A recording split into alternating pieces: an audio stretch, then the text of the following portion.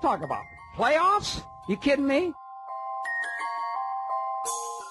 Not a game, not a game, not a game. We talking about practice. We thought they were, and we let them off the hook.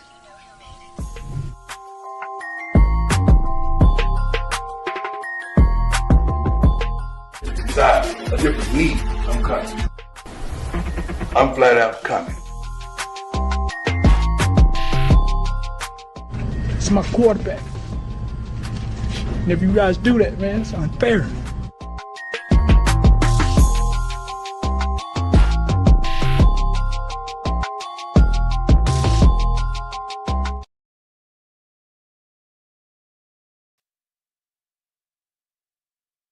Hello, everyone, and welcome once again to another edition of the Sports Report Podcast. I'm your host, Mr. William D. Morgan. Got a lot to talk about tonight, but first, let me go ahead and start bringing everyone on. Man, this next person said he'll be my co-host for tonight. So, without further ado, he calls himself now not just Ando. No. It's Mr. Ando. Mr. Ando, how you doing?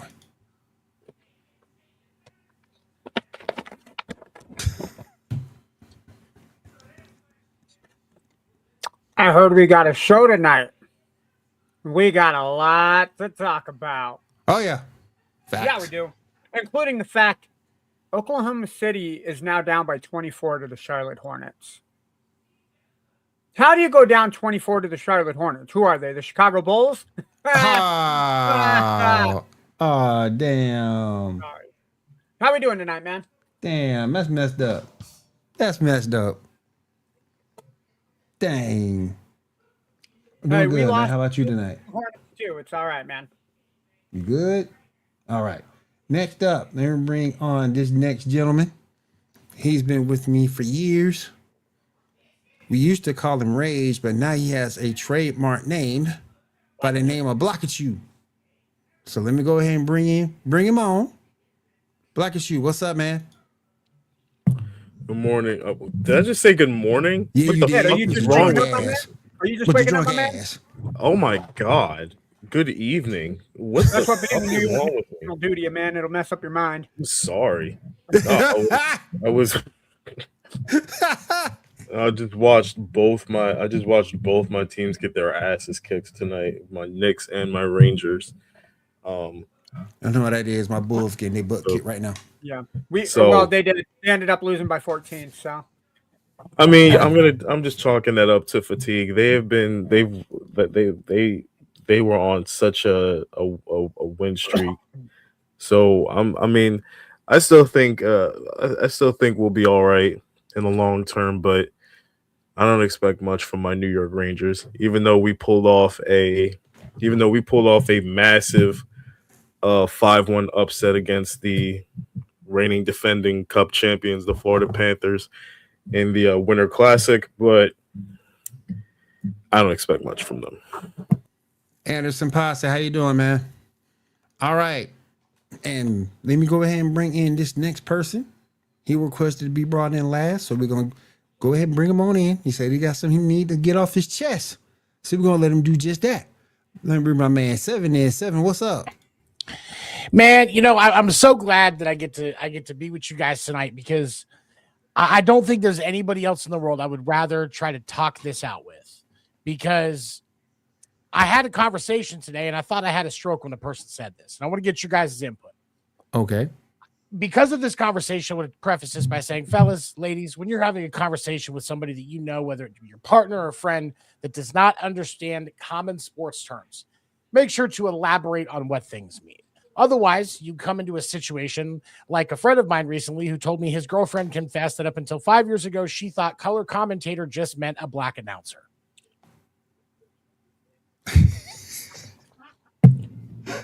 Oh, shit. That's actually. And here's the thing: I am not making this up. That's this is hilarious. hand to God, 100% true. That's fucking hilarious. God, I'm done. I told y'all I was going to break through this part of the show. Oh my goodness, I'm done. I heard these words and I just like I was like I gotta stand for a moment and I gotta let this soak in. Because, like, I mean, we don't think about this stuff. Like, we spend so much time wrapped up around it. We have such a deep level that a soft term like that, we just automatically understand what it means. Yeah, right. And Over that is not the case for everybody. No. That is not the case for everybody. Dang. Wow. That's crazy. Oh God, Oh my goodness. That's the end of the show. Real quick. See you guys next week. Real quick, before I go to that, we're just gonna call it. Real quick, before I go into the sponsor, let me go ahead and bring my man John in. John, how you doing?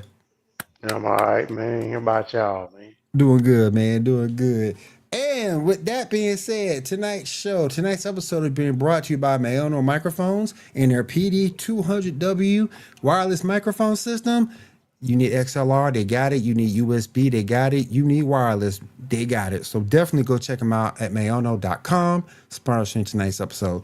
All right, so I wanted to talk some college football. And Do we have to? Who's your team, John? He's a Bama fan. Don't do it. Oh. He's Well, Ohio see, I'm State. Washington State, so I got no room to talk, man. At least you guys made it to the playoffs. Yeah. But the question more than that I can say for Washington State, we ain't won a Pac-12 Had to watch a championship. coked up Michael Irvin take his belt off in front of millions and millions of fucking fans. I do have a question for everyone tonight. With Georgia and Alabama being eliminated, I got a question, and I want to answer from each one of you. Oh, real quick, let me bring Erica in. Erica, welcome back. How you doing? Yay! Yes, she is back, ladies and gentlemen.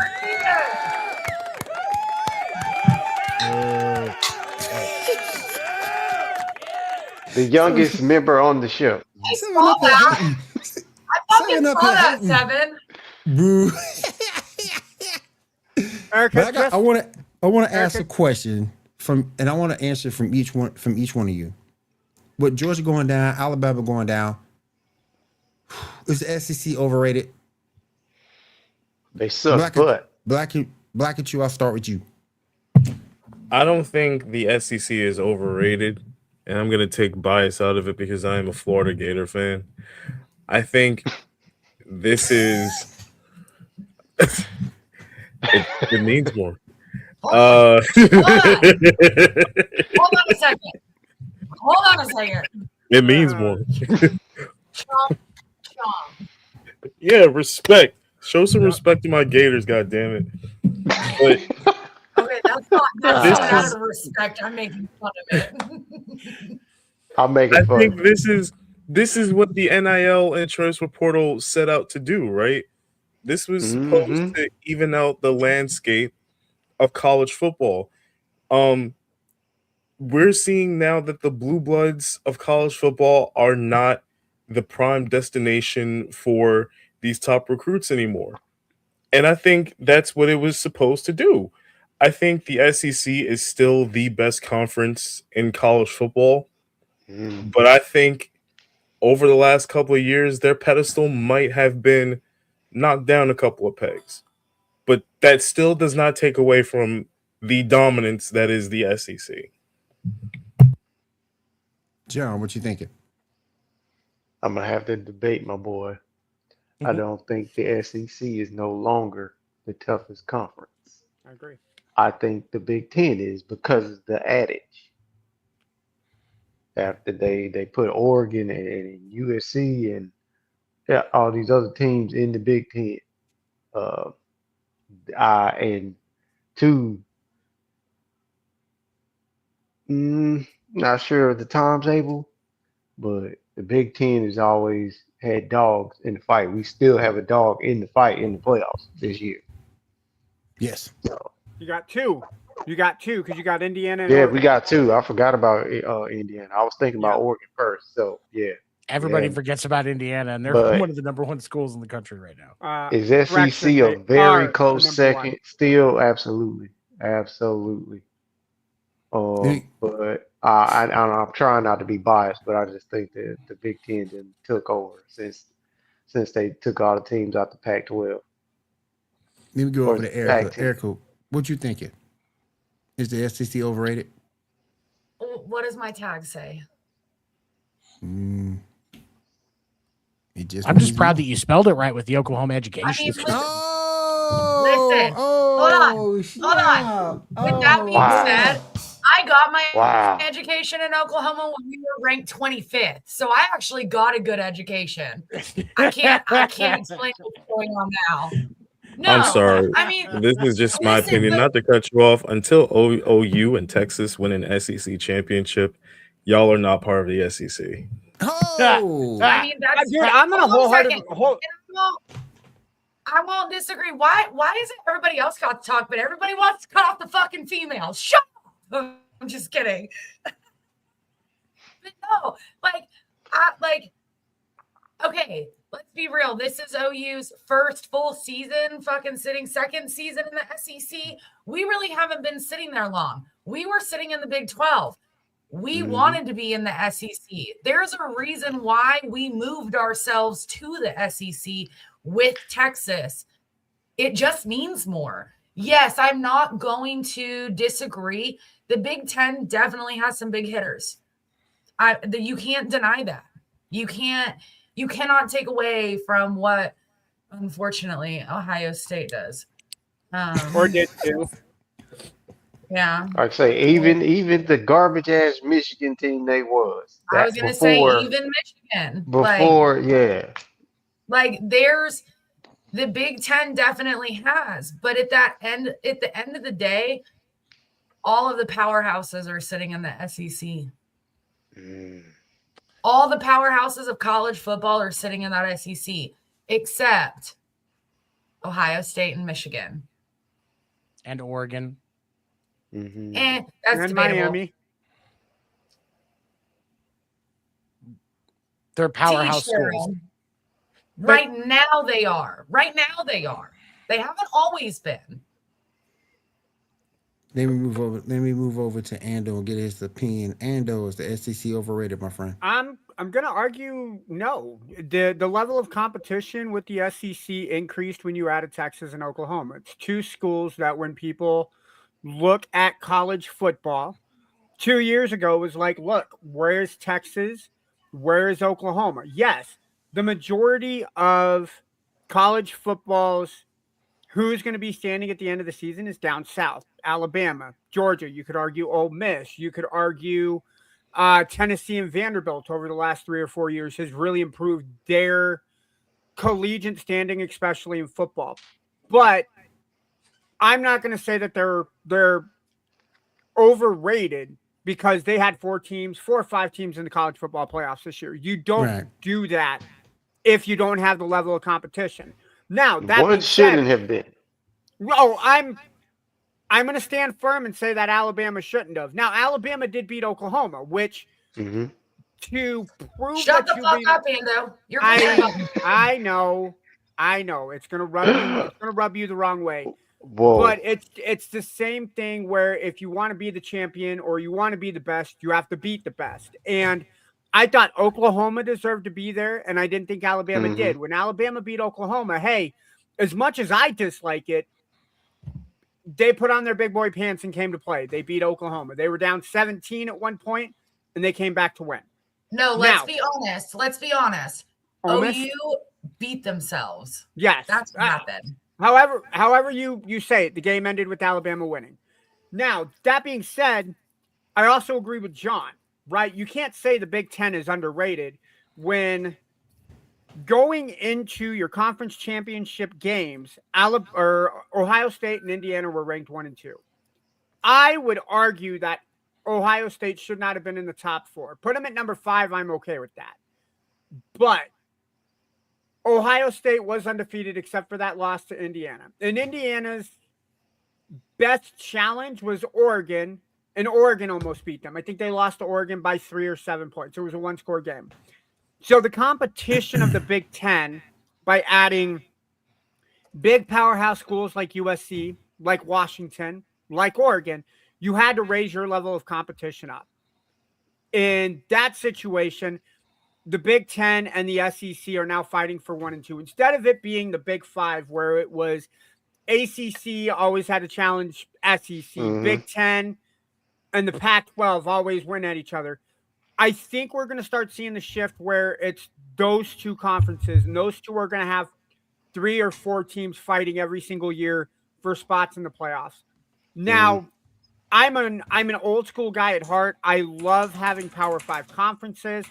I really wish the ACC, the Pac-12, and the Big 12 would have that level of competition that the Big Ten and the SEC now have. And we're definitely not going to see that from the Pac-12, because you're getting essentially the Mountain West Conference, and that's essentially not a Power 5. We may see it creep up in the next 5 or 10 years, but I think over the next couple, the conference champion, unless they go 11-1, unless they go 10-2, they're not going to make it to the college football playoffs. That being said, the SEC better look out because the Big Ten's coming. The Big Ten is coming for it. All right, Seven, what are your thoughts? Is the SEC overrated? The SEC isn't overrated. I think that we're looking at a dilution of talent and thinking that this gives us the ability to question what the SEC has done up to this point. The SEC is not overrated. The SEC is simply seeing that delusion of talent. Like if you went to see, there's 30 teams in Major League Baseball right now. Let's say we just all of a sudden snap to where we have to spread all of that talent around 40 teams. Yeah. The overall production of Major League Baseball is going to deteriorate. You're going to see a shift in which teams actually have success because the talent is more spread out. You have other guys that get their chance to shine. You get the right coaching situations. All of these things more fall into coaching place. situations. More coaching situations, exactly. And so I don't think it's so much a overrated, because the dominance that the SEC has had on college football is undeniable.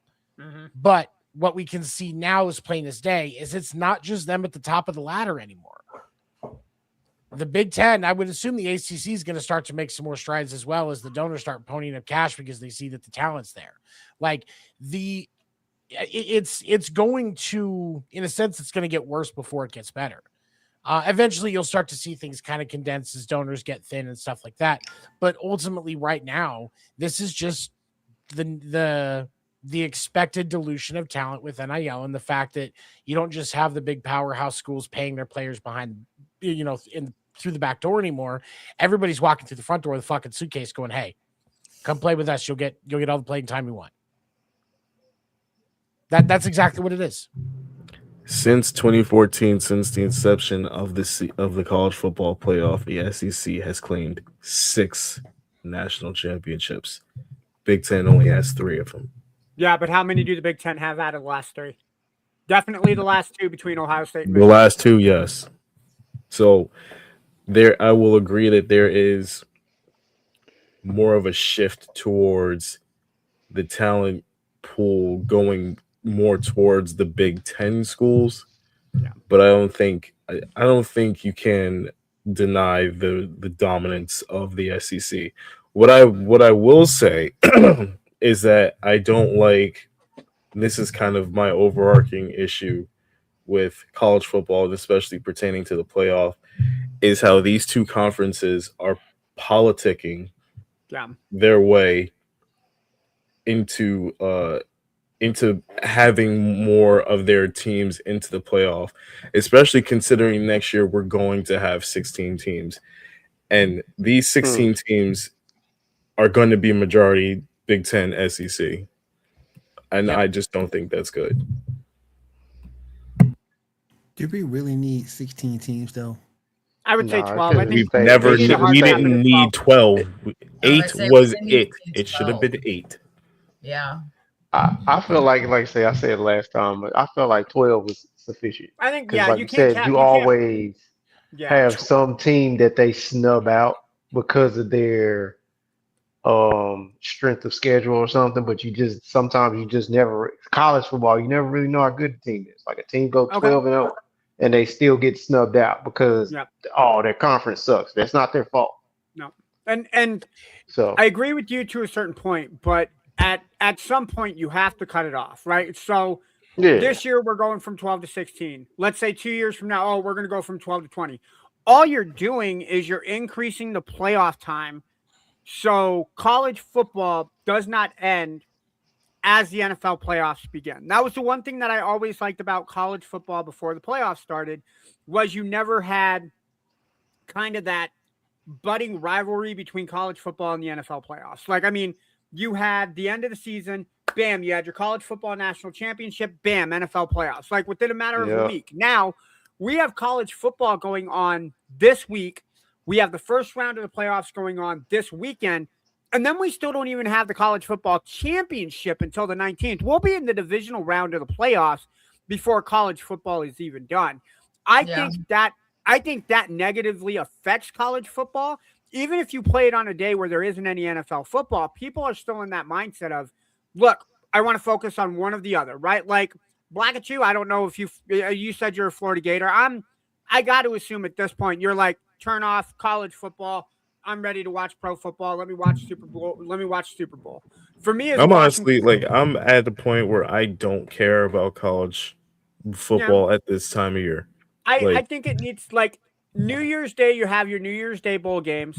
The following week, you have your national championship. You need to fit your playoffs because Thanksgiving is typically rivalry weekend. The weekend after that, you have Army Navy, right? So Army Navy is typically your last regular season college football game.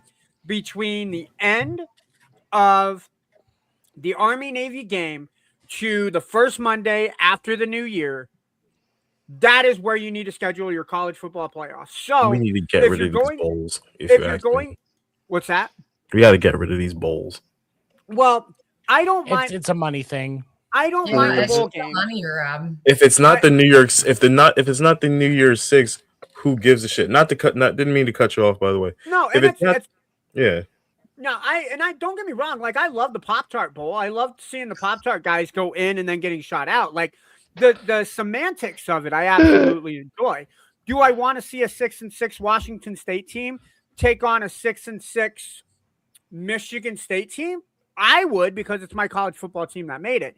But I can understand, to a certain point, maybe get rid of the 6-win limit and make it 7. Let's go 7 wins, right? Because you're going to play 12 college football games. Be better than 50%, right? Win more than 50% of your games, and you have a shot to make a bowl game. If you limit it down to, let's say, 25 bowl games, not including the college football playoffs, that's 50 of your best teams. Then you have your 12, or next year, in this case, you have 16. So you have your top 66 teams in the country play at least one more game. Then your top 12 or 16 play in the playoffs. But I would say you need to end it the first Monday after New Year's. Let your New Year's Day get their 6. The following week, you need to have college football done. Like, that's your cutoff line. Because all you're doing is you're extending the transfer portal of, hey, this guy's still playing at this school here. He's still in it, but he doesn't know if he wants to change because he doesn't know the coaching stature of what's like. If you set a hard date of when college football ends its season, and then hey, you have 1 week after that to decide if you're going to transfer or not. Do that, because then you have a hard, set, firm date. By adding more college teams to your college football playoffs, all you're doing is extending the timetable. And I that's actually not had fair. to go and count I how do. many bowl games there are. There are 35 of them. Oh yeah. Oh yeah. Yeah, that's 70 teams, not including your college football playoffs. Mm-hmm. What's up, Erica? Oh, she froze? froze on me. I think Did she she froze. freeze on us? I think she No. froze. That's a good freeze. Oh shit, that's not right. That was Oh fuck. like it was a perfect picture. Like she just froze at the right time. That's all I'm saying. She probably When finna she cuss me kicks- out, but it's fine. When she kicks your ass, John, I'm going to watch that, man. Oh man. There's like 35 of them. Do we really need 30? Can we maybe I mean- cut 20 of these Yeah, out? like I say, cut it down to 20. 25. You know what? I think 25 should be the hard cap because that's your top 50 teams, not including your college football playoffs. Let me go. Let me hit the let me hit the comment section real quick. Question for y'all: is Indiana going to be a new powerhouse in Big Ten, or are these the last few seasons of their peak? That's a good question. As long as Kurt That's a Signetti is good there, question. they'll be fine. I think they'll be top 3 in the Big Ten. Yeah. Yeah. They could stay top 3. I think it'll be Ohio State definitely. I like to see Washington make it into the top 4 of the Big Ten. Their quarterback Desmond Williams is coming back for another year. I like the coaching staff that they got with Fitch. If they can get a defense to complement the way that offense plays, I think they'll make some noise next year in the Big Ten. But I think between Ohio State, Oregon, Indiana, and like I said, I'd like to see Washington. I think those will be the 4 teams to watch next year. Because Michigan is going off a cliff. Yeah, no. Jerome is hitting his people that he shouldn't be hitting, both sexually and non-sexually. But still, none of my business. All right. Let me also... Dragon Slayer, how you doing, man? Appreciate you being here. He What's also up, had Dragon a question. Slayer? Also had a question. Do you think the CFP has devalued the conference championship game? No, it's made it more important. Yeah. Let me press by saying it should make the college football. It should make your conference championship game that much more important. Obviously, this year I think your 2 outliers were the Big Ten championship game and then the SEC championship game. Like I said, Alabama got beat in the SEC championship game, so they shouldn't have been in the playoffs as a 3-loss team. Had they have won the SEC championship game over Georgia, then I think that kind of puts you in the driver's seat between a 5 and an 8. But to see Ohio State lose and still only go down 1 spot, I like the conference championship games. I wish that they actually added value. Because I think if you win your championship game, if you're a good enough team, you automatically should get a home spot in the playoffs. I don't personally think it devalued the conference championship game. What I do think, though, is that it kind of screws over the teams that don't get to that weekend. No. Like, I'm going to argue that and say it's Notre Dame's fault they don't play in a championship. No, like that's their fault. Like they don't belong to a conference. You're talking like Miami, who didn't make it to the ACC championship game. If I'm gonna try to remember this correctly. Like John Gruden proposed a system in which, okay, so you have your teams playing on college on a conference championship weekend. Yeah. But then for those on the bubble teams, I think they need to be playing as well. You need to be adding some play-in games. So I'm good with that. I like kind of like what they do with college basketball. Yeah, they need to have some sort of play-in games. One, to keep you need to keep those teams busy, but also they need to earn. How about this? They need to earn their way into the playoffs. They need to have something on their resume to make them more undeniable when it comes in, when Selection Sunday rolls around.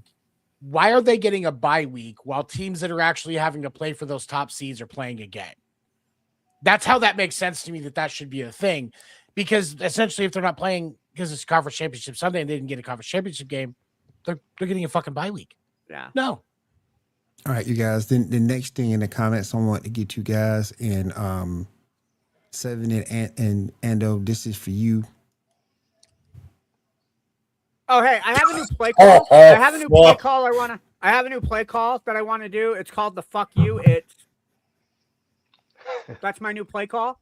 That's my new play. Seven, I'm going to hit him with the play call. Are you ready? There we go. Play call. Really? I think it starts roughly an hour after the Mariners World Series game kicks off. They're kind of going at the same time. Sorry, that was just that was just perfect. Seven, we're supposed to be on the same team, man. Fuck you. Hey, but I do have something to say to you, John, since you wanted to run your mouth before. I knew it. Yeah. Fucking bend over, John. By the way, sir, you want to sit over there and brag about how awesome Big Ten is, right? At least in the SEC, our coaches aren't fucking stupid enough to order Plan B to the fucking school. This is true. Hey, I don't claim that. I don't like nothing about that blue and yellow. Okay. Ladies and gentlemen, we also have Jury in the chat. Jury, what's up? What up, Jury? Hey, Jury, I gotta tell you, girl, because I did run my mouth to you. I just gotta be real honest here. Good win against Oklahoma, but what the fuck happened against Indiana? I agree with Jory. Use some of these stupid use some of these stupid bowl games as like as a playoff games. Is leverage. Is it bowl? Or how about this? Because especially go ahead. Sorry. We want to talk about expanding to 16 teams, which if you want to do that, that's fine. But why not still give 1, 2, 3, and 4 the bye, make 5 through 8 have home games, make 9, 10, 11, and 12 go up against 13, 14, 15, and 16 respectively, because then that adds 4 teams to the playoffs that you think have an opportunity. This now gives 9, 10, 11, and 12 an opportunity to host a home game. So that's more revenue for the schools that make it. And then you still have the opportunity to go 8 and 9 play each other if 9 should win. 10 will still play 7 should they win. I think that works out best. You add the revenue from those extra bowl games that are now going on. Now you can take some of the calendar bowl games like the Armed Forces Bowl. Much as I love the Armed Forces, that's not necessarily a bowl game that everybody likes to love. But you take out like a Doritos Max Naked Cool Ranch Dorito Bowl. Get that the fuck out of here. Nobody's going to watch that. Do 20 mainstream businesses. Do your Verbos. Do your Fiesta Bowls. Do your Rose Bowls. Do the ones that have the history and get rid of the rest. And if you want to argue that your team should be in a bowl game, play better. There's going to be 4 rounds next year, right? Yep. Well, if it's going to be 16, it's already it would going be, to 16. So. Round of 16, round of 8, round of 4. Actually, it'd be 5. Because if you have 16, you have your round of 16, which then goes to 8, then goes to 4, then to 2. Oh no, you're right. How was this going to be bracketed? Because like my whole thought is okay. First round home playoff games. Second round, you mix in the meaningless bowls, and that's when you get into New Year's 6. That's when you get to New Year's 6, and then you get to your championship. Or you change it to the New Year 4. Change it to New Year 4, and then you just have the final 8. Then the next weekend you can go Final 4, and then you have your championship game like that Friday or Saturday. Dragon Slayer said, do you think if there's a 3 tie in the NFL division, the best record and winner of the ties play in a WTA game to see who goes through? It's the one thing I like about the NFL playoff bracket and the system that they have with tiebreakers is they fine-tooth comb that shit so they don't run into any problems or issues. Yeah. For the NFC South, for instance. Yeah, this Dragon year. Slayer, you wrong for that, man. You wrong for that, man. I do. Well, then bring us a beer, goddammit. I'm telling you. I got 2 things I want to talk Corona, about. please. I got 2 things I want to talk about the comments that you're showing up. Both of them are going to be from T3 and D. The first one is the Snoop Dogg, the first person to get a bowl game named after them. I do believe that is true. No. It is not the first time that they had a bowl game named after Gronk. somebody. Who is it? Gronk. The Really? Gronk Bowl? Gronk. Well, it was the LA Bowl hosted by Rob Gronkowski. It's still that way. Yep. That's dumb. It's Give me the Snoop Bowl every year. Yeah, give me And the then Snoop. he made a comment about moving the Army-Navy game to the opening weekend. I would say you could do it as kind of like a pre-week one. Kind of like how they do week 0 overseas in like Dublin or London where they have a game overseas. You could do that. I think that'd be cool. I think it loses a little bit of luster because a lot of people like to watch that at the end of November, especially November's month being Veterans Day. I think it loses a little bit of luster if you move it before the end of the season. No, I think you should move it. Louis, what's your hot take, Louis? Appreciate you being here, by the way. Can I just throw this out real quick? I don't know if y'all been following. I don't know if y'all been following Lane Kiffin on Twitter. Yeah, Are you talking about his house? I haven't, but there's something. I don't know what I'm trying to find the word for what Lane Kiffin was doing while Ole Miss was playing, acting like he gives a shit about Ole Miss and them winning when he clearly has something to gain from Ole Miss if they won. I've never seen someone pretend to give so much of a shit about the school that he royally fucked over. Yeah. Unless there was a check involved from it. Hold on. Oh, yeah. Now, okay, I will say that I get what you're saying to a point. But here, I will say to his credit, and this has not been refuted that I'm aware of, he wanted to stay and finish out the season. I did hear that too. That's what I heard. I heard about that too, but you knew damn well they wasn't doing that. and well, but there's another school that is. I couldn't remember who it was, but there was another school that did let their coach finish the season. Yeah, that was Florida. They let what's his face after they hired him from South Florida. No, they hired him from Tulane actually. Mm-hmm. Yeah, it was Tulane. That's what it was. Yeah. Okay. Before we move on over to the NFL, I want to get some winners out of these two bowl games. First, we got the Peach Bowl on January the 9th. We got Oregon versus Indiana. Ando, I'll start with you. Who you got? Dude, it's hard to pick that one. You know what? I think the Big Ten is going to take it for a third year in a row. I think the winner of this game wins it all. However, the Washington State rivalry side of me wants to say fuck the Ducks, so I'm going to go with Indiana. I think Indiana beats Oregon. Black at you. Who you got? Indiana or Oregon? I'm gonna take Indiana. I don't think Oregon's at the class yet of Big Ten football. So I'm rolling with Indiana. John, who you got? Indiana or Oregon? Much as I want Indiana to lose, because they beat my boys early this year, and that's how I am with my teams. If you beat my team, I don't want you to win shit. Does your team start with an O and end with an A because they lost? You're an Ohio State fan, aren't you, John? Yeah. Yes, he is. Okay. All right. Yeah. You're Washington State fan, right? I am. Yep. Damn proud of it. There's nothing you can say I haven't already heard, man. Wildcats, right? No, Cougars, motherfucker. Wildcats is Arizona. Oh, okay. Sorry, I was thinking about the movie. Anyway, Oregon has the offense, but not the defense to mess with Indiana. So I gotta say, I'm gonna go with Indiana. I gotta say, the coaching in that game is gonna be incredible between Dan Lanning and Kurt Stignetti. Yes, good point. That is going to be an amazing game to watch. Good point. Erica, who you got? Indiana or Oregon? IU. Okay. And I'll finish up with 7. 7, who you got in this game? Indiana or Oregon? You know what? He's going to go Oregon. I got to He's go going Oregon. Fuck them. He's going I got. Oregon. I'm glad I went last because we got to make sure. Otherwise, they're gonna be cursed. And I've cursed enough teams in my day. Like I used to bet on the Chiefs. So like I ain't playing that game.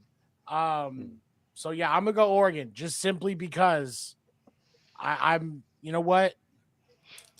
I'm either wrong or I'm married. So you know what? Either way, Real still quick, wrong. Real quick, Seven. I'm staying with you in the Fiesta on January the 8th. We got Ole Miss versus the Miami Hurricanes. So you got all good things must come to an end. I'm gonna go Miami. Erica. Who you got?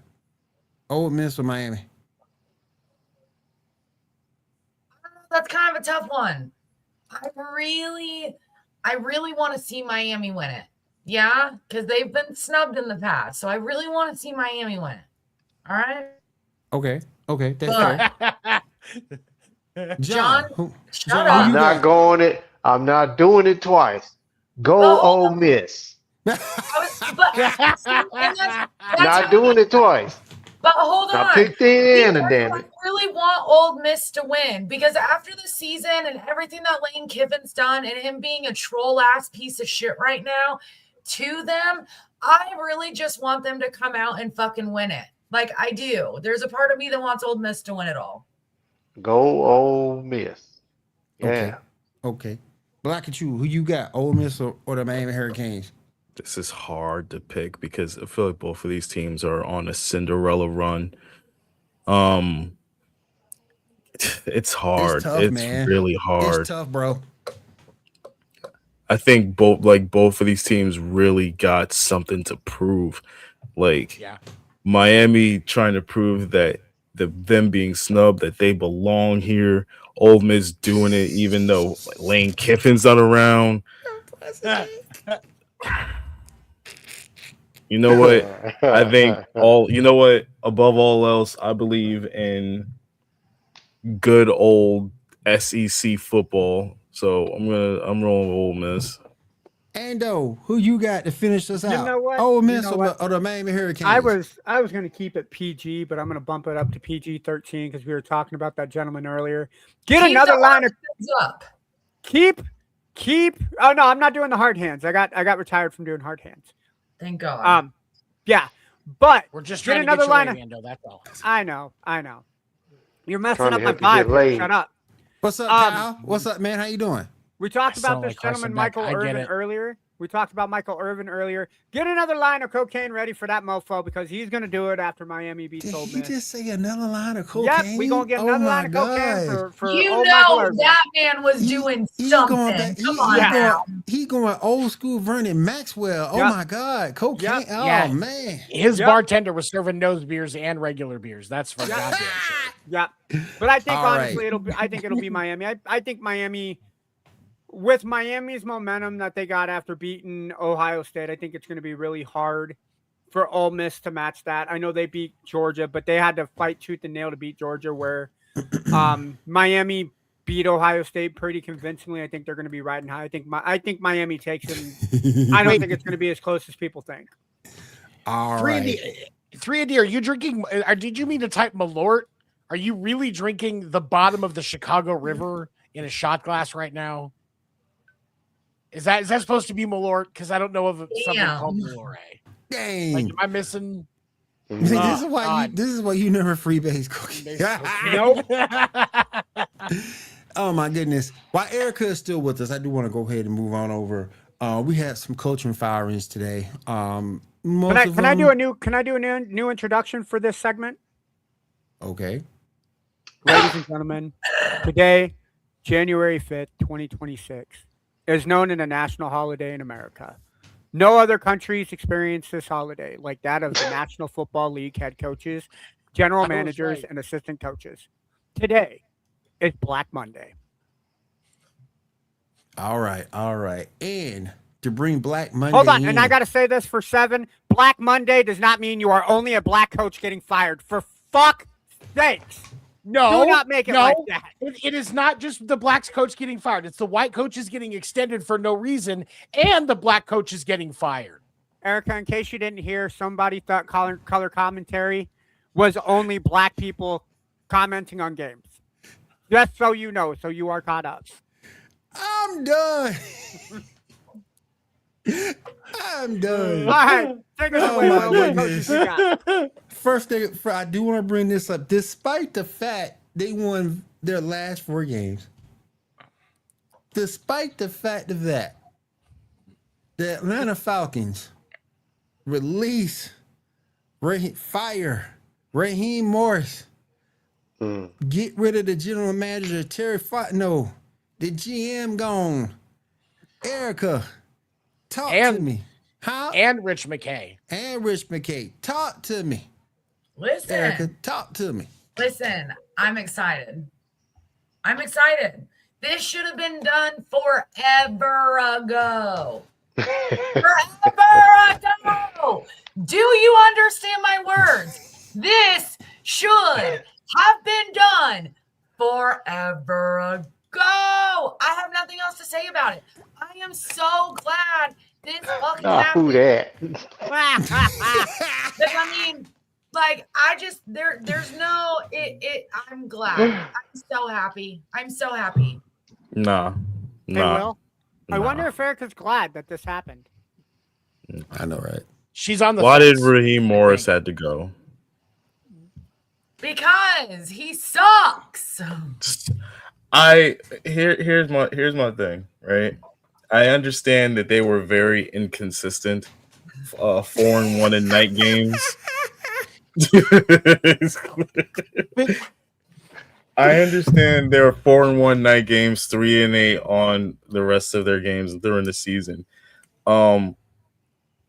We need to chalk this up to roster moves, right? Like, who is it? Whose bright ass idea was it for them to sign Kirk Cousins? What was it? $100 million? $150 million, something like that. Yeah. $150 million coming off an ACL tear. That money could have been allocated to getting them at least 7 to 8 other players. This is roster moves. Yeah, I don't that's think GM. Raheem Morris should have been fired, and that is just my opinion. I think he should have been just for the fact he couldn't do anything with that talented offense.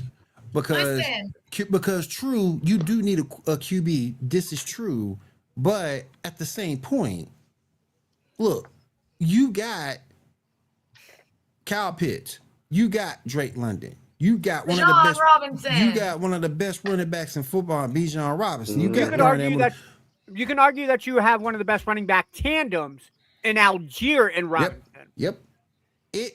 And whoever gets to coach that team, they're getting a talented bunch. Go ahead, Seven. Here's my thing. When you look at Raheem Morris's coaching record, 12-16. Newsflash, Erica, in case you don't know, the Falcons do not have a first-round pick, as it is now in the hands of the LA Rams. Hey, listen, great, phenomenal. That's great, and that's phenomenal. You want to know something at the end of the day? If we could actually get a good fucking front office at this point and a better head coach, sorry, Black at you, I don't give a fuck what you say. I'm a legit Falcons fan. 28-3. I've been in the bottom, dude. Okay, like I've been there with them.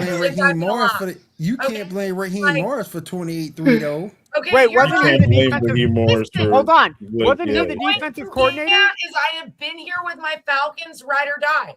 Listen, do you see all my flags? I see. Los Angeles Dodgers. I stick it out with them. I'm ride or die for them.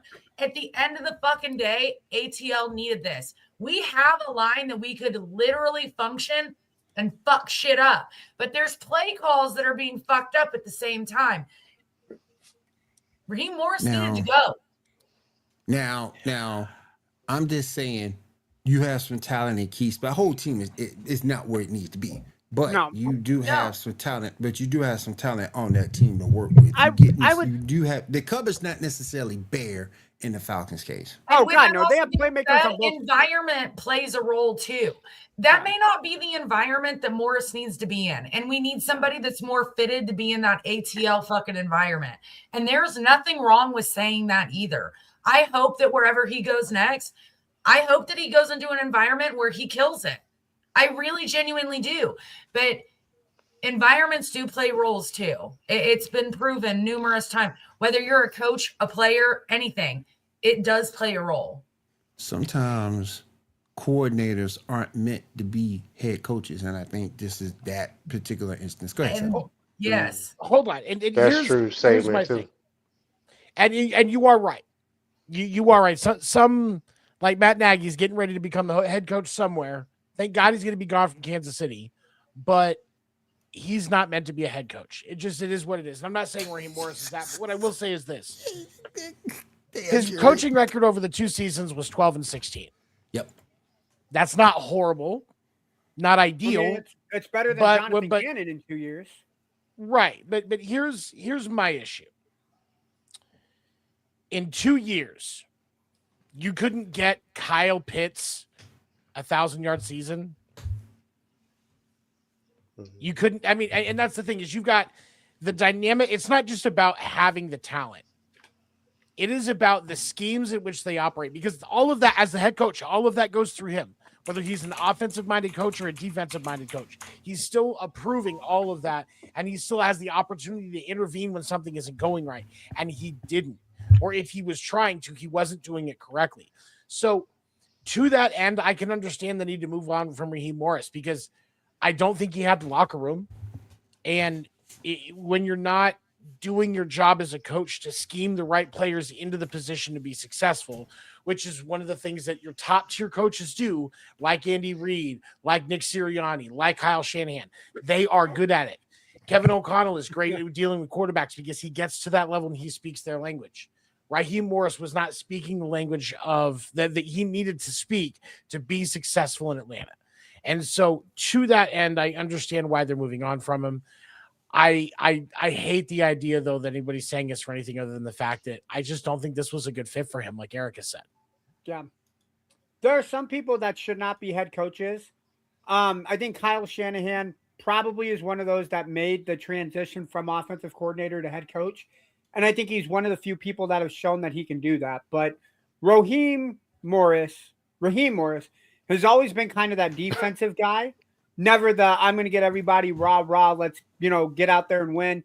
He's always been kind of a hard-nosed defensive guy. I think if you look at his tenures that he had coaching the Falcons defense when they did go to the Super Bowl, not bringing up that dreaded number for you, Erica, but when you look at the way that he's able to focus on just that one side of the football, it gives you more time to get better at your niche. And when he became the offensive coach, when you become a coach, you got to know both sides of the football. And to Seven and Erica's points, there are some people that just can't do that on both sides of the football. Perfect example, I'll say, and we're probably going to get to this guy's firing, Jonathan Gannon and Shane Steichen. Jonathan Gannon was a great defensive-minded coach for Philadelphia. Shane Steichen was a great offensive-minded coach in Philadelphia. When they both went their separate ways, Steichen to Indianapolis and Gannon to Arizona, we originally saw Gannon's defense in Arizona, how it started out real well, and then it just kind of went downhill from there. Steichen, on the other hand, hey, I know really good on offense. His offense has never been a problem. It's always been the defense. And I felt this year, until the injuries hit the offense, the Colts had a really solid defense. And we saw that evolution from Shane Steichen as a head coach over his tenure that he's been there. I think Morris will bounce back. I think he'll be a good defensive coordinator or a great defensive positions coach on another team. But I think he should stay out of the limelight of a head coach. You saw the same thing with Robert Saleh. Yeah, absolutely. You saw the same thing with Saleh. Saleh was terrible. However, I will get into T3 and D's topic here while we're talking about Saleh real quick. Saleh's defense actually managed to make turnovers happen. What the fuck was Aaron Glenn doing this entire year? How do you not get an interception? How do you not get one? You're going up against Mitch fucking Trubisky and Buffalo, and you can't pick him off once. He always throws at least one lame duck every single game, and the Jets are. I was thinking about Aaron Glenn the entire time. He just, when y'all said like coordinators who aren't meant to be coaches. No, Oh yeah. That is Oh, yeah. astonishing. The New Oh, York yeah. Jets not recording a single defensive pick all season long. Did they at least have any pass deflections? Good, Oh, I think great. they had like 7. Oh my God, I think just the 7. that's even fucking worse. Let me pivot real quick. Well, we still have Erica here. We wrap things up. I do want to pivot over to the Pittsburgh Steelers Baltimore Ravens game. I want to get thoughts. The one thing I will input before I move over to you, Black and you, Derrick Henry, 15 carries in the first half, 5 carries in the second. What are your thoughts on this game? Football is a brutal game, isn't it? A cruel game, That isn't shit it? is terrible. You know, I really got to give it up to Derrick Henry and Lamar Jackson. Bereft of a defense, those two played really like how they should have been all season long. Those two showed up, did everything they possibly could to keep the Baltimore Ravens in that game, and it was death by a missed field goal. You cannot. That is about as cruel of a fate as you can possibly get. And the Raven, and I'm as much as I hate Aaron Rodgers and the Pittsburgh Steelers, God rest my mom's soul, she was a Pittsburgh Steelers fan. Aaron Rodgers kept them. Aaron kept them in. Yeah. You know, the passes he was making, the pass he made to Adam Thielen was insane. And again, he is without DK Metcalf. He'll get them back for their wild card game. Yes. But my God, just there's no other word I can use to describe that other than cruel. It was so cruel. And the Ravens have they face so many questions heading into the offseason. What's Lamar gonna do? What are they gonna do with Harbaugh? Like, I'm very curious to see what happened. I do think Harbaugh is probably gonna be on his way out. I think Lamar is gonna want out, and I think he's gonna either go to Minnesota or Atlanta. If I were Lamar, I'd go to Atlanta. I think he goes to Miami. If he leaves Baltimore, he's going to Miami. Let me go to John real quick. John, what are your thoughts on this game? I mean, Black and Chief spoke the damn truth. It's brutal out here in these streets. Or Yeah, should I it say is. on that turf, on that grass, that weather. It's tough. I know that poor kicker is receiving death threats. They It's killing him. probably- No, did you hear? Probably He's Like, a so rookie too. he posted earlier so late last year, he posted a picture of him engaging with his fiance. They are ripping his fiance for him being engaged to a guy like him. No, don't Like, do that. Hey, Fuck, man. leave family out of it, dude. Like, Don't do that. I'm just saying, man. I was just speaking into a cold world because y'all, I mean, all of us have seen it. The kickers, even my Vikings kicker against the damn Falcons in what 98. Like, Yeah. bro, like, Gary Anderson missing that field goal, and then Morton Yeah, Anderson man. hitting his mm-hmm. Why are we not killing Boswell for missing his kick? because at they the end, won. it His doesn't team matter. won. Because the Yeah. Steelers Yeah. won. The Steelers But- won. I'm just I But saying. I was texting Seven in the group chat that we have for the sports report. This Baltimore-Pittsburgh rivalry over 20 years, it has everything. It has fights. It's amazing. It has ejections. It's amazing. It has Mike Tomlin trying to trip somebody. It has John Harbaugh trying to get people killed. And now you have a missed field goal. And how ironic is it that people are like, hey, we don't need a rookie kicker kicking a game-winning field goal against Pittsburgh? Somebody tweeted that at the beginning of 2025 after Baltimore was eliminated from the playoffs. When they got rid of Justin Tucker because of all of his allegations, they said, do not put a rookie kicker in to kick a game-winning field goal against Pittsburgh. And 1 fucking year later, you have a rookie kicker who missed a game-winning field goal against Pittsburgh. Before I go Justin to, Tucker is getting another happy ending in some massage parlor right now because of that. He Because didn't I- need the happy ending. Oh no, he finished himself, bro. He had nobody touching him. Before I go to Erica, I do want to say this. Jesus, bro. But before I know, right? Before I go to Erica, I do want to say this real quick. Look, we look at that Baltimore. We look at the offense, the play calling. That defense ain't good. That defense is terrible. We are talking about something. They need 2 pass rushers. Y'all need some secondary players on the back end. You can't win no one-on-one matchups in that defensive secondary. You saw that. You saw that yesterday. But that goes to the coaching too. Like you know your damn players. Yep. You know your players. You know you can't stop nobody. And you have Like- Roquan Smith, but this is not Roquan Smith from 2-3 years ago. That defense ain't good. Go ahead, Erica. This defense ain't good. No, I thought it was an entertaining game. That was the only game I got to watch yesterday because I was driving home. But no, I mean, that was down to the knit and grit. That was a great game. That was very entertaining to watch. I will say that's how you end an NFL season, though. Like that's the game you want to end all games. And that was the next thing I was about to say is like that game. That's how you end your season. Whether you win or lose, that's how you end your season. That was a phenomenal game. But before I go to you, Seven, there's nothing I do want to bring up. You had a timeout. You could have got that man closer than 44 yards for that field goal. You had a timeout. If you leave a timeout on the field, that's a fireable offense. Hey, and I do want to answer this question that Dragon Slay asked about Tyler Shaw or whatever his name is, how you say it. Okay, anyways, so here's my answer. That's not possible because every team that Will supports, they look past the results, so I don't have to worry about anything. That's just disrespectful. Disrespectful. Disrespectful. That's so disrespectful. Dang. Eesh. We're going to get rid of Mickey Loomis one day, though. One day. We're F in the chat.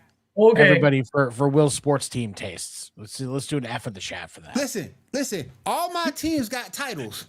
But this ain't recent. Yep. All my teams got titles. 86 for the Mets. 86 for the Mets. 98 for the Bulls. 98 for the Bulls. 2009 for the Saints. Yep. So my Dodgers are back-to-back World Series champs. Only because they don't have to pay their players, Erica. Oh, snap. Hey, God, you know what? God, I wish for a salary. You know cap. what's amazing? I always have to hear you run your mouth, Baseball but normally, is except for this last year when postseason, shut up. You're pretty fucking quiet. I'm expecting that this season again. Look, Mariners are going to go to the World Series this year. If we have to fuck Purple up the Dodgers Pigeon. and beat Oh, the Purple Mariners, Pigeons wow. got eliminated. If there is a Come on God, now.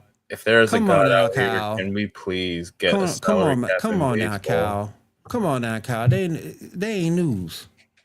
Yo, How's look, that considering news? the fact that we were down by 30 at one point and only Yeah. lost by 14, I'll take Yeah, that as a win. I'll take that. But you won the war. You lost the game, but won the war. But go ahead, Hey. Seven. Talk to me about Steelers. So I had a good time watching that game. You know, I made a comment a week or two ago about the fact that it was kind of nice to not be under the stress of playoff football for a change after having to deal with it for the last 10 fucking years. Yeah. Hold on. Before you say anything else, Seven, Erica, I do got to agree that this peaceful feeling of your team not being in the playoffs is actually kind of relaxing. So now I know how you feel. Thanks for giving me a That's spot why on the couch. that's I why you're always in a appreciate it. good mood at the end of the NFL season, unlike us. We're pissed off and stressed out. So like I mean, I guess that's good once in a while when your team misses. It is, right? When we look at last night's You game, ain't got to it was take that, entertaining. Erica. You ain't got to take that. Erica, you haven't been here, so you're catching it. Will understands the feeling too on every aspect for his team. So I mean, he feels it more than I do. I get it. You know what? If we wanted to be dickheads, we could say Blackatoo's basketball team ain't won a championship since what, 74? So we can throw I would say Blackatoo right in this if you want. Is he a Milwaukee Bucks? Oh no, he's a Knicks fan. I'm sorry. Yeah. Knicks fan. Yeah. Yeah, he ain't won. He said He ain't won since 74. Walt Like, Frazier wait, was what? playing. If Okay. I actually cared about basketball, my team just won a title last year too. Yeah, but you Oh, guys my just God. got Heard canced something by the tonight from the fucking fucking- Hornets. Someone says the Denver Broncos are going to win the Super Bowl. No. That's a hot No. take. That's No, a hot That's take. a hot take. is falling apart. Sergio, we appreciate you being here, brother. Sergio, Look, we and appreciate you your being here, but offense- that's a That's hot a take. hot Your take, offense did not man. score a I mean, single listen offensive though. touchdown. Let's listen though. That's not Let's a. That's talk not a. about this. I mean, look at how they've been doing this season. They've been Dude, doing. if that Broncos offense that showed up against the Chargers plays Jacksonville, Jacksonville is going to smoke the floor with them. I mean, you're not Look, wrong. here's my thing. Here's my thing. First of all, I'm gonna go back to the Steelers for a second. They gotta play the Texans next. Look, I can say in front. That's a hellified defense down there in Houston, Texas. Hellified defense. Deontay Hunter. You got Danielle Hunter. Danielle Hunter, Danielle. Will Anderson Jr. You got some horses with the Texans, and I get it. You can sort of kind of scheme around an aggressive defense, but they got a back end that can hold their own too. Man, Aaron better be on his P's and Q's. He better be. Head be on a swivel. This ain't like playing the Ravens. They ain't got no pass rush. You got a pass rush coming for you, Aaron Rodgers. Dude, I think, hey, can you please put this comment up that Sergio just put and said? I think you're fucking mile high times a million if you're going to say some shit like that. Yeah. The Denver Broncos are the most overrated 1 seed in the history of the National Football League. Whoa.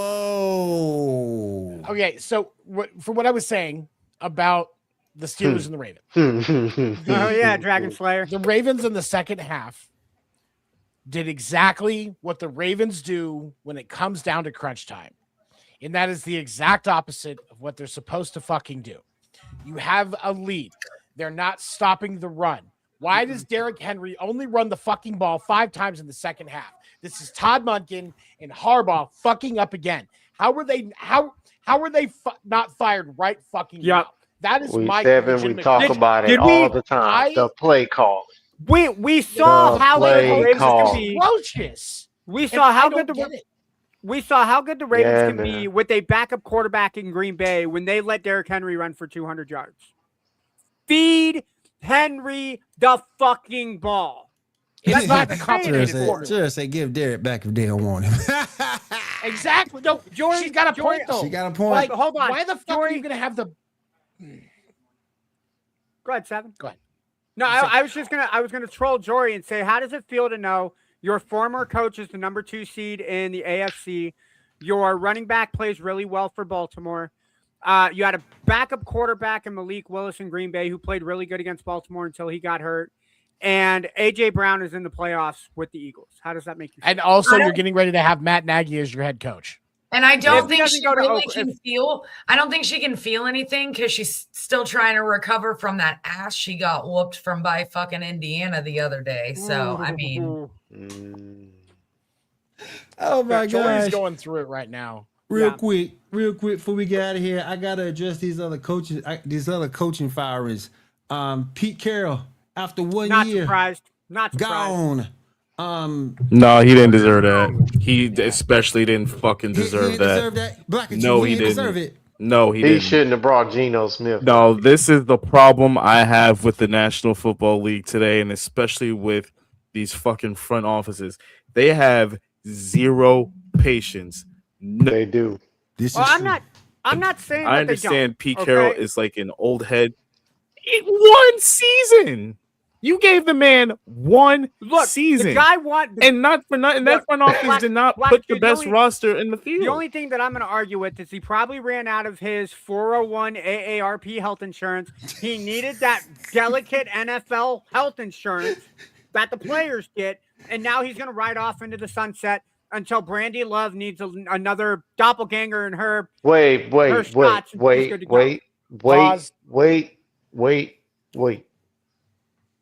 What did Brandy Love got to do with this? Have you not seen a picture of Brandy Love and Pete Carroll? Have you ever seen them in the same room together? That's funny. I'm not saying. I'm just saying they could be related. I see. Okay. I see now. See where you're going with that. Oh my gosh. I believe you said what's in my red cup. I believe you said it earlier, Ando. Jonathan Gannon's fired. Has been dismissed. After going 3-14 in his third season. Stefanski is also out of Cleveland. That one surprises me. Why? Dude, okay. Why? Okay. Get his stinking ass out of there. Okay, look, I don't know how you guys feel. I think Kevin Stefanski gets the best that he can out of his players. Look at how bad of a situation that Cleveland is in. Basically, over the last 2 years, he's had no quarterback. He's dealing with the Deshaun Watson trade that Jimmy Haslam, the owner, put into effect. He had no say in that whatsoever. So, Jimmy Haslam deals him a bum fucking quarterback position. This year, you have 8 quarterbacks that your franchise is paying for.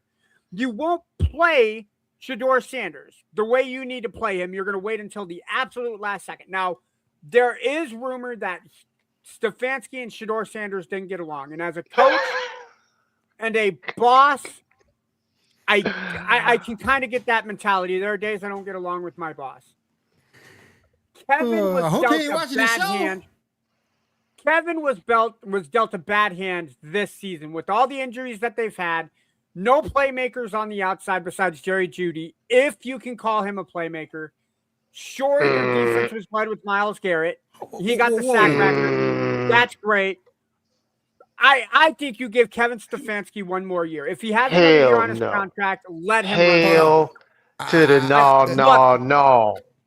He self-sabotaged this team this year. Exactly. I have never seen a head coach.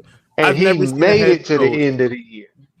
I've never seen a head coach try as hard as he did to fuck over his own team, let alone his head coach. Let's rewind about a few weeks ago. They were in position to win what was it? They were in position to win the fucking game. They yanked Shedeur out, and then they tried to run some bullshit ass fucking schoolyard shit, wild card shit. That type of shit gets coaches fired. And yet here we are still talking about John Harbaugh having a seat at the Baltimore Ravens table. It needs to be fair. I was about to bring that's called seniority. He's been there, and he should have been gone. For the play call. Kevin Stefanski twice has won Coach of the Year. You don't get that unless you have the mentality to get your guys to be able to play. But he didn't win it this year. But what have you done for me lately? That is literally the slogan of every NFL team. What have you done for me lately? Okay, go ahead, Seb. I want to say this. I think that the reason I think that the reason that Stefanski isn't there anymore was more because of a conversation that he had with the Haslams, in which case he was demanding control of his fucking team. With everything that's been going on, he has no control. And they said, no, you get what you get. And he said, then I want out.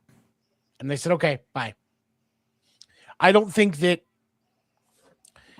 about anything else other than the fact that I don't think he wanted to be there with all of the problems, with all of the distractions, with the shitty roster choices that he was able to, with the shitty options that he has. He knows if Deshaun Watson's saying he's wanting to come back next year and he doesn't want Deshaun, they don't have good choices at quarterback without Deshaun. Deshaun isn't a good choice himself. No. Why would you want to fucking be there? I'd tell him to fucking fire me too. There's a question for you, Black Chew. So is for Stefanski getting fired, but argue that Raheem Morris should have kept his job. I believe Raheem Morris should have kept his job because of roster moves. Like this is more so the fault of roster moves. A head coach can only do so much with the talent that he's given to him.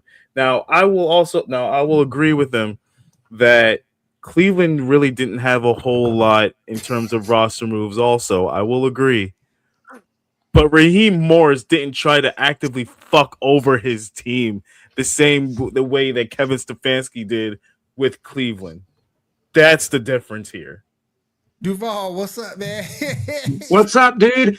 Duval. Sorry, I had to say that. Third seat for the Jaguars. Let's go, guys. I got one more question that we'll start to wrap this up and get on out of here.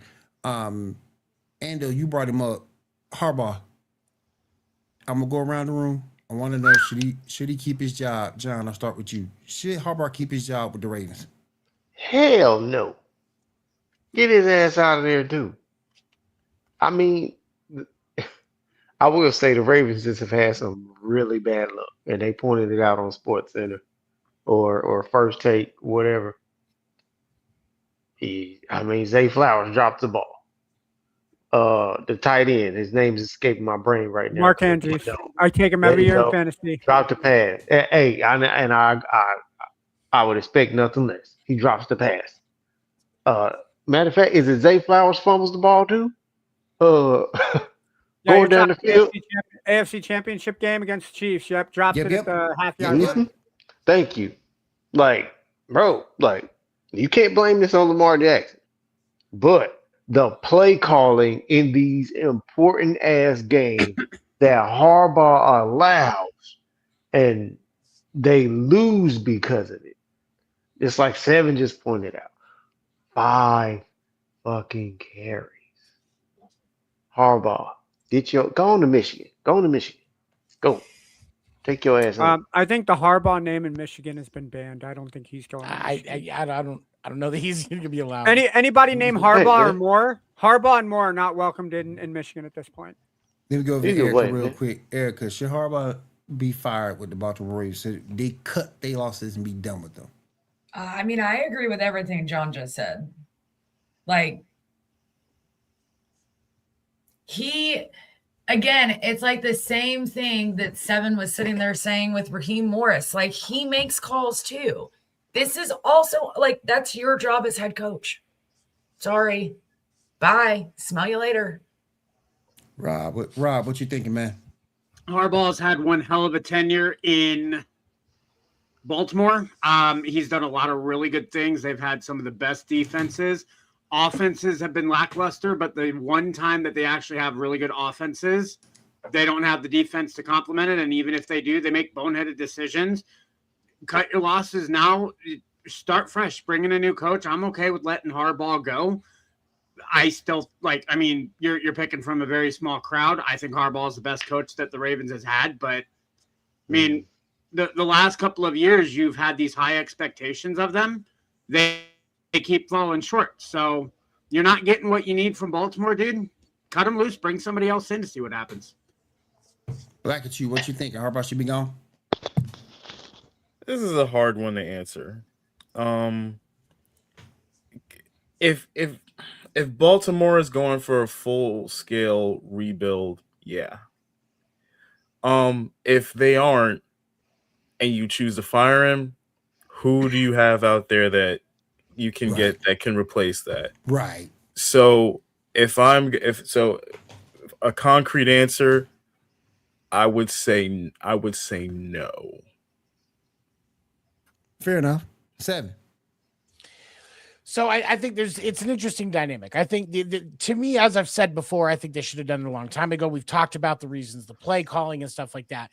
But who you replace him with is an important thing that you have to consider if you're going to make that termination decision. And the other thing that you have to remember if you're the Ravens is if you do not give Lamar Jackson a seat at that table for who his next head coach is, you're not going to keep him. So you have to decide that before you start the search. Good point. Because you're getting one of two things, not both. Not both. I think they need to fire him. I think a refresher is what they need. But I think that you wait and see if any other options are truly available for, who's really going to be available in the head coaching search, who are the actual viable candidates. Right.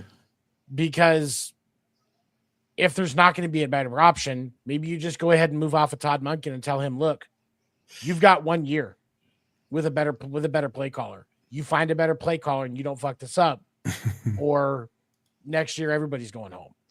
Replace him with anyone just stand around in space it's on the sidelines. And Kyle's right. Like, he has to be more involved in getting, and intervening when Todd Monken's calling his 26 pass play in the half when they're playing against a team that's not as good against the run. When you're playing with the best running dynamic, the best dynamic running tandem in the history of the NFL on paper in Lamar Jackson and Derrick Henry. Absolutely. How do you have 5 fucking carries and Yeah. some scrambles from Lamar in the second half. Yeah. That, Good point. but again, you got to hold Lamar accountable because he can change plays at the line. True. And I understand you can be limited by personnel to an extent, but if you're getting out there and you're seeing that this shit ain't working, you got Derrick Henry back there. And it's a not pretty like good Keon fucking Mitchell. choice. You should be And it's doing. not like Keon Mitchell is a bad backup running back. He made No, plays he's last not. night, Exactly. too. Exactly. Oh, he's not. He's definitely not. They've left. They've Yeah. left so many Great, points on the great table. third down running back. Mhm. For Oh, sure. yeah. To me, it all It's just- depends on who's out there. Who can you get to replace Harbaugh? Yeah. Like, granted, you I can. think that's You what it need comes you down need to, a for new you need a new DC. Obviously, you need a new defensive coordinator. But I will say this. Based on the press conference Lamar gave, he didn't sound like he had his coaches back. So Yeah. maybe if that's an indicator of anything, maybe a coaching change is imminent. Aaron Like I Rodgers say- called his own plays, not driving the third. I'm- And they carved the defense up. I'm going to say it like Yeah. Carve the this. line I'm going to say it like this. It's getting stale in Baltimore. You need to take out the trash. I'm for sure. wholeheartedly Yeah. honest. I think in 7, I think you can attest to this. I think over the next couple of years, if we continue to see a downgrade in Kansas City's offense, I think people will say the same thing about Andy Reid. When you get, we've said this about Pittsburgh and Baltimore over the last couple of years that I've been on the show. They are so, what's the word I'm looking for? They're Mediocre. okay. Yeah, they're okay with the mediocrity that they have. Like, as long as they are in the playoff hunt, they're good to go. As long as they can get to that 9 or 10 wins, they're good. No. Baltimore and Pittsburgh used to be the pinnacle of 13-10 football, hard hitting, blood on the field.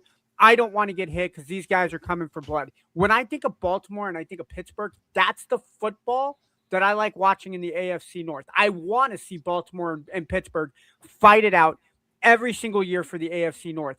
But if you're going to come at me with 9-6 records, offenses who decide, hey, we have the best, if not one of the top 3 running backs in the league. We obviously have the most dynamic dual threat quarterback. And I'm going to say it, that Lamar Jackson has improved in his throwing mechanics this year. And I think he took better care of the football than he did last year. Very fair. Very But fair. the fact that you're going to take the ball out of your best playmaker's hands, that's the quarterback's fault. That's the offensive coordinator's fault. That's the head coach's fault. Those 3 need to be talking to each other every single time they're on the sideline. And I think it's just kind of like we're in it. Let's not change anything. No. You need to make the changes on the field. And that's the biggest detriment, I think, to Lamar is he doesn't change the style of play in the game. And that puts him behind he can start off the game 10-0, 17-0. But as teams come back on him, he doesn't make those changes. So I would say one thing there, because you mentioned, if Kansas City's offense doesn't produce in the next couple of years, we could be seeing some people saying that about Andy Reid, and you're right. But we can't ignore the fact that Andy Reid gets a longer leash because Andy Reid has gotten Super Bowls multiple times in the last 5 years. Agreed. And whereas in the last 5 years, Baltimore has come up short of expectations every fucking time. Well, what this year they were expected to be Super Bowl contenders. Like they were predicted to win the Super Bowl. They didn't even make the playoffs. And you guys can't even make the playoffs. What's up, Rob? What's up, Rob? So here's where I'm giving Kansas City more respect than Baltimore and all of them. Kansas City's Super Bowl run started. You had the playmakers. You had Tyreek Hill. You had Travis Kelce. You had Kareem Hunt. And I'm not saying that Kareem Hunt's not there anymore. Baltimore has always had a number 1 receiver there. You had DeAndre Hopkins. He was useless this year. Last year, you had Zay Flowers. He was doing – every time Baltimore's offense has been high profile, Lamar Jackson has been around the center of that, and he's had pieces, whether it's Derrick Henry, DeAndre Hopkins. Who was the number 1 receiver this year for Kansas City? Let's go back. Who was the number 1 receiver for Kansas City last year? Who was the number 1 receiver for Kansas City the year after? Kansas City had a quarterback who made their receivers look better than they actually were. Lamar Jackson was a superstar who just made receivers look bad, whether they were good receivers or not. Patrick Mahomes could make anybody look better around him. That's why I feel Kansas City is that's why Andy Reid's getting more leeway with why this season was bad for him, because Patrick Mahomes made the team play well. When Lamar Jackson had pieces, he didn't play well with those pieces, or the pieces didn't play well with Lamar, and they haven't had a Super Bowl yet. All right. We are closing things down here, winding things down here. 11:26. We're on here almost an hour and a half. I want to thank Erica for joining us. I want to also thank John for joining us. Those guys had to go. Do we have any final thoughts from anybody here before we roll out for the night? We have not said our obligatory F's yet, so I will say F's to the three Jerrys of our sporting world. Fuck Jerry Reinsdorf, fuck Jerry Krause, and fuck Jerry Jones. And fuck Rob Manfred. Let's not forget that. Yes. I said I was doing the fuck the three J's. I fuck the three J's. You fuck everyone else. Wow. Christian. Way to slut shame me, bro. Way to slut shame me. Wow. In 2026, you're just gonna slut shame a guy. Like, look, that's I know not... that you love fucking Rob Manfred. That's your thing, dude. You take MLB. I'll take care of the Chicago. I got it. Only thing I have to say is to James Dolan, fire Chris Drury. Get involved and fire him. While you're at it, James Dolan, fire yourself, you piece of shit owner. No, watch your mouth. No. He stayed far away. Fuck. Stayed far away. And he let Dion Rose cook. All Chill right, out. real quick. Fuck James Dolan. Real quick, I just want to thank a couple of people. First, I want to thank everybody over at Mayona Microphones for sponsoring tonight's episode. This show was brought to you by them and their new PD200W wireless microphone. Definitely check it out, mayono.com. Also want to thank Wire to Wire Network for having us here. As always, appreciate you guys. And if it's nothing more, thank you for being here. We're going to close out the show by showing you some of the great network programming you can find here on Wire to Wire. Everyone have a good week. Have a great week. Take care.